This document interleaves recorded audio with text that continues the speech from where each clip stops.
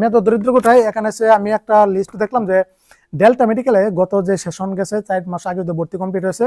তো এই গত 23-24 সেশনে ডেল্টা মেডিকেল কলেজে বা তোমার আছে ঢাকার মিরপুরে যে ডেল্টা, এটা কিন্তু একটা ভালো মানের মেডিকেল।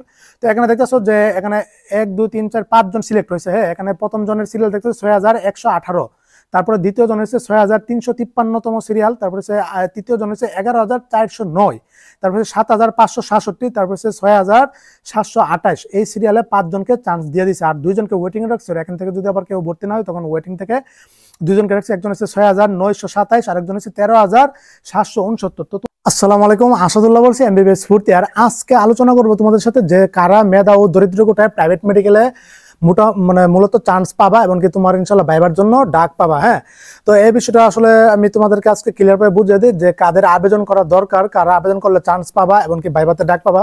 তো তোমরা দেখতেছো যে এবার দরিদ্র মেধা কোটার জন্য একটা কিন্তু তোমার কিন্তু একটা ক্রাইটেরিয়া পূরণ করা লাগতেছে। সেটা হচ্ছে যে তোমার দরিদ্র মেধা কোটা সিলেক্ট, তোমার এট ফার্স্ট সিলেক্ট হতে হবে। হ্যাঁ, তো এট ফার্স্ট হচ্ছে তোমার অনলাইন থেকে সিলেক্ট হতে হবে, তারপর হচ্ছে তোমার ভাইবা থেকে সিলেক্ট হতে হবে। হ্যাঁ, এই দুইটার মাধ্যমে সিলেক্ট হওয়ার পরে তুমি প্রাইভেট মেডিকেলে ভর্তি হওয়ার সুযোগ পাবা, এমনকি তোমার সম্পূর্ণ ফ্রিতে পড়ার সুযোগ পাবা সরকারি খরচে। হ্যাঁ, তোমার কোনো টাকা লাগবে না, জাস্ট সরকারি মেডিকেলে পড়লে যে খরচটা হবে তোমার সেই খরচটা হবে। হ্যাঁ, যেখানে প্রাইভেট মেডিকেলে প্রায় 35 লক্ষ টাকার মতো খরচ হয়, সেখানে তোমার মাত্র 3-4 লাখ টাকার মতো শুধু থাকা খাওয়ার খরচটা হবে, আর কোনো খরচ নাই। তো তোমরা দেখতেছো যে মেধা ও দরিদ্র কোটার ক্ষেত্রে তোমরা দেখতেছো যে এবার যে নিয়মটা করেছে সেটা হচ্ছে যে তুমি যে মেডিকেল অ্যাডমিশন দিয়েছিল না, সেই অ্যাডমিশন থেকে তোমার জন্য 60% মার্ক নিবে। হ্যাঁ, যে তুমি মেরিট টেস্ট স্কোর, আমি মেরিট স্কোরের কথা বলতেছি না, টেস্ট স্কোর। হ্যাঁ, তুমি ধরো 100 এমসিকিউ থেকে 70টা হয়েছে, 73টা হয়েছে, 75টা অথবা 80টা যতটা হয়েছে, ওই যে তোমার যে টেস্ট স্কোরটা হয়েছে ওইটার সাথে তুমি গুণ করবা 0.6, যে মার্ক আসবে ওইটা। আর হচ্ছে তোমার আরে কেডা আবার ফোন দেয়, ভিডিও করতাম শান্তি পাই না, এমনি যে ফোন আয় আসলে শান্তি পাই না, সারা দিন রাত কি বলবো, ভিডিও তৈরি করতেছে এরপরে ফোন আসতেছে আমার। এই কয়েকদিন যাবত নাম্বার পাবলিক করার পরে আমি ঘুমায় শান্তি পাইতেছি না, কলেজে আইটেম দেওয়ার সময় শান্তি পাইতেছি না, ক্লাস করার সময় শান্তি পাইতেছি না, কোনো ক্ষেত্রে আসলে শান্তি পাইতেছি না। সকালে ঘুম ভাঙে এই কলে স্টুডেন্টদের অথবা অভিভাবকদের কলের মাধ্যমে, আবার রাত্রে এই গতকালকে রাত্রে 2:30টার দিকে চোখটা ঘুমিয়ে গেছি, এই মুহূর্তে এক স্টুডেন্ট ফোন দিয়ে বসে সিমে গেছে ঘুম ভাঙ্গা। তো এই অবস্থা তো যাক উপকার করতেছে আমাদের, যদি একজনের ডাক্তার স্বপ্ন পূরণ হয় তো সেটার অবশ্যই একটা ইনশাল্লাহ সদগে সোয়াব ইনশাল্লাহ আমার আমল নামায় যুক্ত হবে। তো যেটা বলতেছিলাম যে তোমাদের ওই টেস্ট স্কোর থেকে তোমার নিয়ে নিবে হচ্ছে তোমার 60% মার্ক, ওটাকে তুমি 0.6 দ্বারা গুণ করবা। তারপর হচ্ছে তোমার এই মেধা দরিদ্র ক্রাইটেরিয়া থেকে তোমার 40 মার্ক থাকবে। হ্যাঁ, তোমরা যার যেটা আছে সেটা আসলে সত্যটা দিবা, আসলে মিথ্যা দেওয়ার দরকার নাই। একটা সৎ কাজের মধ্যে যদি প্রথমে সূচনা লগ্নে যদি আসলে মিথ্যা দেওয়ার সূচনা করো তাহলে আসলে এটা মনে হয় না আমার মতে হয়, 70 উপর থাকবে। এবার চান্স হোক আর না হোক মোটামুটি 70 উপর অটল থাকবে। হ্যাঁ, তোরা সেখানে প্রায় 5-6টার মতো ক্রাইটেরিয়া আছে। সেটা হচ্ছে তোমার বাবার বাৎসরিক ইনকাম, এটা আসলে মেডিকেল অ্যাডমিশনের সময় যারা দিয়েছিল এটা অটোমেটিকলি আবার সেট হয়ে গেছে, এমনকি মায়ের বাৎসরিক ইনকাম। তাছাড়া তোমার স্থাবর অস্থাবর সম্পত্তির ইনকাম মোটামুটি সর্বনিম্ন দেওয়ার চেষ্টা যারা মোটামুটি করে, এগুলো আসলে অনলাইনে ওইভাবে যাচাই বাছাই করে না, মূলত অনলাইনে তোমার সিলেক্ট হয়ে যাবে। তো এরপরেও চেষ্টা করবো সর্বনিম্ন দেওয়ার জন্য, অথবা যার যত আছে। আর যারা মূলত ভালো পজিশনে, এটা আসলে প্রকৃতপক্ষে ওরা আসলে দরিদ্রই থাকে, মধ্যবিত্ত নিম্ন মধ্যবিত্ত, এখন তো সবাই তো আর হতো দরিদ্র না। তো এখান থেকে মেধা কোটা থেকে নিবে 4%, আর দরিদ্র থেকে 1% নিবে কি মূলত। তো অনলাইন থেকে তোমার সিলেক্ট করার জন্য তো এখানে আরো 5টা ক্রাইটেরিয়া আছে। সেটা তুমি কোনো বিজিএফ, বিজিডি, তারপরে টিসিবি কার্ড পাও কিনা, তোমার পরিবারের কেউ ভাতা টাতা পাই কিনা, এটা কার্ড আছে কিনা, ইয়েস থাকলে ইয়েস দিবা, না থাকলে না দিবা। এটার কিন্তু মার্ক আছে 4 মার্কের মতো। তারপর যে তুমি প্রত্যন্ত কোনো এলাকার স্কুল প্রতিষ্ঠান থেকে তুমি এসএসসি এইচএসসি সম্পন্ন করছো না, ওইটা থেকেও মার্ক আছে। যদি ইয়েস দাও তাহলে 15টা উপজেলা শো করবে, তুমি তোমার উপজেলা থেকে থাকলে তো ওইটা সিলেক্ট করবে। তারপর হচ্ছে তোমার বাবা কোনো 17 থেকে 20 গ্রেডের চাকরিজীবী কিনা বাবা অথবা মা, অথবা তুমি কোনো প্রতিবন্ধী মা বাবার সন্তান কিনা, অথবা তোমার মা বাবার মধ্যে বিচ্ছেদ হয়েছে কিনা, অথবা এরকম, অথবা তুমি প্রতিবন্ধী কিনা, এরকম একটা অপশন আছে, এটাও তুমি সিলেক্ট করবা। যদি হ্যাঁ হয়ে থাকে হ্যাঁ, না হলে নাই। তাছাড়া আরেকটা অপশন হচ্ছে সে তোমার বাবা কোনো ফার্মার কিনা, অথবা কোনো ছোট বিজনেস আছে কিনা। তাছাড়া এটাও তুমি সিলেক্ট করতে পারো। তো এই যে তুমি সিলেক্ট করলা, এখানে কিন্তু একটা মার্ক ডিস্ট্রিবিউশন করবে সফটওয়্যারে। তো ওইখান থেকে দেখবে যে কাদের কাছে সিলেক্ট করা হবে। এখানে কিন্তু তোমার এট ফার্স্ট সিলেক্ট হতে হবে। হ্যাঁ, অনলাইন থেকে। তো অনলাইন থেকে সিলেক্ট হওয়ার পরে তোমাকে কোনো না কোনো একটা মেডিকেলে ভাইবার জন্য ডাকবে। আরে এমনি ফোন দিতেছে রে, ফোন কাটটা দেওয়ার পর একটা ভিডিও তৈরি করতেছে, 4টা ফোন আইছে 4টা নাম্বার থেকে, আসলে শান্তি পাই না। কি যে করে যে টপিক নিয়ে আলোচনা করবো এটা মাথা থেকে চলে গেছে, যে কি কি নিয়ে সুন্দর একটা করছি, যে সুন্দর একটা টপিক নিয়ে আলোচনা করবো। তো তোমরা করতেছো যে এই ক্রাইটেরিয়া থেকে তুমি অনলাইন থেকে কিন্তু সিলেক্ট হতে হবে। তো আসলে এখানে কিন্তু পজিশনটা ম্যাটার না, ম্যাটারটা হচ্ছে তুমি টেস্ট স্কোর কত পেয়েছো এবং কি তোমার দরিদ্র ক্রাইটেরিয়া থেকে কত মার্ক থাকতেছে। হ্যাঁ, এটা কিন্তু এখানে মানে ফ্যাক্ট।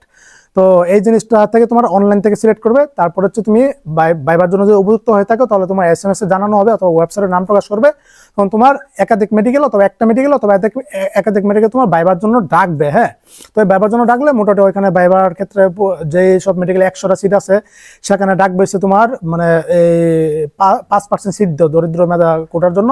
তো 5% সিটের 4 গুণ ডাকবে, তার মানে 20 জনকে ডাকবে ভাইবার জন্য। হ্যাঁ, তো ওইখান থেকে 5 জনকে সিলেক্ট করবে। যে মেডিকেলে 50টা সিট আছে সেখানে 3 জনকে ডাকবে, 12 জন পাঠাবে, 12 জন থেকে 3 জনকে সিলেক্ট করবে।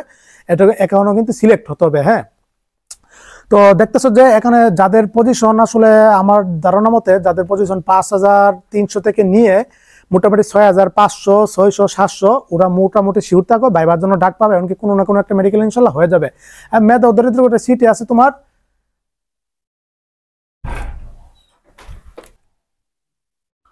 ভিডিও করে শান্তি হইতেছে না, খালা নিয়ে আসে আবার বাত নিয়ে আসছে রুমে। তো বিষয় হচ্ছে যে যেটা বলতেছিলাম যে দেখা গেছে যে তোমার এই মার্ক থেকে তোমার এখানে ভাইবার জন্য ডাকবে। তো 50 মানে ভাইবার জন্য এখানে তোমার সিলেক্ট করবে, তুমি যদি উপযুক্ত হয়ে থাকো তাহলে তোমাকে সিলেক্ট করে নেবে, এমনকি কাগজপত্রগুলো যদি তোমার মানে সত্য হয়ে থাকে। তো ওইখানে আসলে বাংলাদেশ আসলে বলা যায় না, অনেক মেডিকেলে পিওর ভাবে নেয়, অনেক মেডিকেল আবার যেগুলো একটু আছে একটু টাকা পয়সার প্রতি একটু মানে ওদের লোভ, ওরা কিন্তু আসলে এখানে লোভিংও করে। তো এখানে আসলে দুর্নীতিও করে। তো এই বিষয়টা আসলে বাংলাদেশ আসলে সবকিছুই হয়।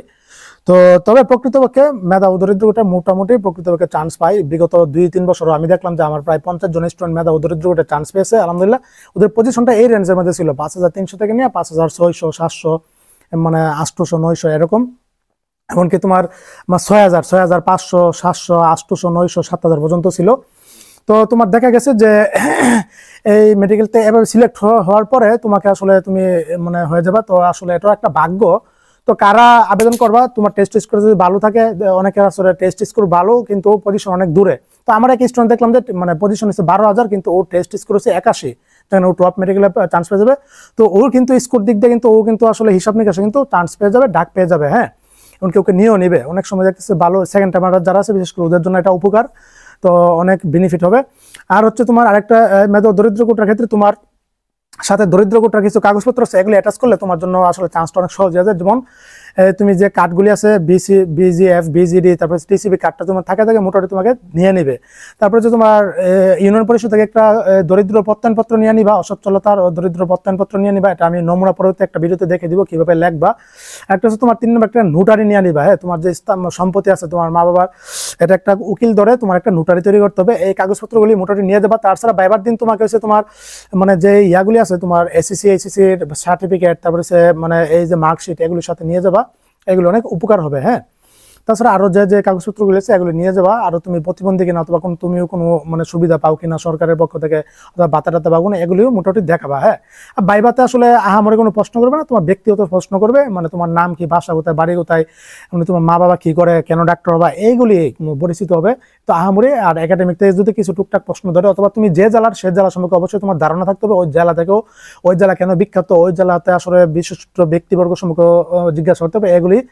তো দেখতেছো যে মেধা দরিদ্র কোটায় এখানে আমি একটা লিস্ট দেখলাম যে ডেল্টা মেডিকেলে গত যে সেশন গেছে 4 মাস আগে ভর্তি কমপ্লিট হয়েছে।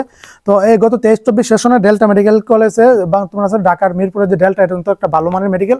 তো এখানে দেখতেছো যে এখানে 1, 2, 3, 4, 5 জন সিলেক্ট হয়েছে। হ্যাঁ, এখানে প্রথম জনের সিরিয়াল দেখতেছো 6118, তারপরে দ্বিতীয় জন হচ্ছে 6353তম সিরিয়াল, তারপরে তৃতীয় জন হচ্ছে 11409, তারপরে 7567, তারপরে 6728। এই সিরিয়ালে 5 জনকে চান্স দিয়ে দিচ্ছে, আর 2 জনকে ওয়েটিং এ রাখছে। এখান থেকে যদি আবার কেউ ভর্তি না হয় তখন ওয়েটিং থেকে 2 জনকে রাখছে। একজন হচ্ছে 6927, আরেকজন হচ্ছে 13769। তো তোমরা দেখতেছো যে এখানে পজিশন কিন্তু বহু দূর থেকেও চান্স পাইতেছে। হ্যাঁ, ওইটা ফ্যাক্ট আছে। আরে এমনি যদি ফোন দিয়ে একটা 5 মিনিটের ভিডিও তৈরি করতেছি, মানে এমন তো 5টা ফোন আইছে দেয়। এখন আবার দিচ্ছে অফিস থেকে ফোন, শান্তি পাইতেছে না। এই ভিডিওটা আসলে থিমটা আমি মাথা থেকে ইয়ে হয়ে গেছে। এই 5 মিনিটের ভিতরে আমার 5টা ফোন আইছে। তো যেটা বলতেছিলাম যে এখানে পজিশন দূরে থেকেও কিন্তু তোমরা দেখতেছো যে অনেকে চান্স পেয়ে গেছে। হ্যাঁ, তো আসলে এটা আসলে সম্পূর্ণ একটা ভাগ্য। আর হ্যাঁ, যারা মুক্তিযুদ্ধের সন্তান ওরা কিন্তু মেধাকে আবেদন করলে কিন্তু চান্স হয়ে যাবে, ওদেরও কিন্তু গুরুত্ব দেয়, এমনকি ওদের জন্য কিন্তু সিট মোটামুটি বরাদ্দ আছে। হ্যাঁ, যারা মুক্তিযুদ্ধের সন্তান ওদেরকে কিন্তু এই যে দূর থেকে পজিশন দেখতেছো দূরের থেকে, ওটা কিন্তু ওই যে 12,000, 10,000, 11,000 হয়তো মুক্তিযুদ্ধের সন্তান হতে পারে, ছেলে সন্তান, ওদের হয়তো নিয়ে নিছে কি। তো যারা মুক্তিযোদ্ধা আছে ওরাও মোটামুটি চান্স করবে। তো এই ক্যাটাগরি। আর যারা মনে করতেছো যে মেধা কোটা আমার হবে না, অথবা চান্সটা মেধা কোটা আবেদন করলে জেনারেল কোটা আবেদন করা যাচ্ছে না, কিন্তু তুমি রিস্ক নেওয়ার দরকার নাই। যারা বিশেষ করে সেকেন্ড টাইমার ওরা অবশ্যই জেনারেল কোটা আবেদন করে ফেলো, যদি তোমার সামর্থ্য থাকে প্রাইভেট মেডিকেলে পড়ার, তো মোটামুটি মোটামুটি ভর্তি হয়ে যাও। এরপরও অনেকে দরিদ্র থাকে, টাকার জন্য পড়তে পারে না, অনেক ব্যাপার সেবার। তো মোটামুটি এরপরেও কিছু মেডিকেল আছে যারা একটু স্যাক্রিফাই করে, বিশেষ করে মানে একদম যেগুলি নতুন মেডিকেল, ওইগুলিতে তুমি চাইলে ভর্তি হতে পারো। মোটামুটি ওদের সাথে কথা বলে অথবা কন্ট্যাক্ট করে অথবা আমাকে ইনবক্স করে আমি বলে দেবো না কোনগুলি একটু মোটামুটি ঢাকা শহরে কিছু আছে নতুন, অথবা একটু মানে শেষের মেডিকেল, শেষের বলতে কিছু না, সব মেডিকেল সেম। ওদের চাইলে তুমি তোমার স্বপ্নটা এভাবে পূরণ করতে পারো কি, তারপর সমস্যা নাই। আর আরেকটা যে বিষয় সেটা হচ্ছে যে এই মেধা দরিদ্র কোটায় মোটামুটি ইনশাল্লাহ এটা আসলে চেষ্টা করে, ইনশাল্লাহ হয়ে যাবে, ইনশাল্লাহ, আল্লাহ ভরসা। আর এখানে আসলে দুর্নীতি কিছু কিছু হয় দুর্নীতি, তবে বেশিরভাগই এটা পিওর থাকে জিনিসটা। আর এবার ডিজিএস স্বাস্থ্য দপ্তরে যাদেরকে নির্বাচন করবে ওদের কিন্তু কাগজপত্রগুলি পাঠাতে হবে ডিজিএস অফিসে। কলেজ কর্তৃপক্ষ কেন ওকে নির্বাচন করলো, কাগজপত্রগুলো দেখবে, মেরিট পজিশন দেখবে। তো যাই হোক, এই ছিল। আর মেধা দরিদ্র কোটার জন্য চান্স পেয়ে দিবে, টাকা দিলে, এটা করলে এসব প্রতারকদের হাতে কিন্তু পা দিও না, মানে সব প্রতারকরা কিন্তু ভণ্ড প্রতারক। তো এই ছিল। তো সবাই ভালো থাকো, সুস্থ থাকো, সামনে নতুন একটা ভিডিও নিয়ে ইনশাল্লাহ আসবো। সেই পর্যন্ত আমার চ্যানেলের সাথে থাকো। আসসালামু আলাইকুম ওয়া রাহমাতুল্লাহি ওয়া বারাকাতুহু।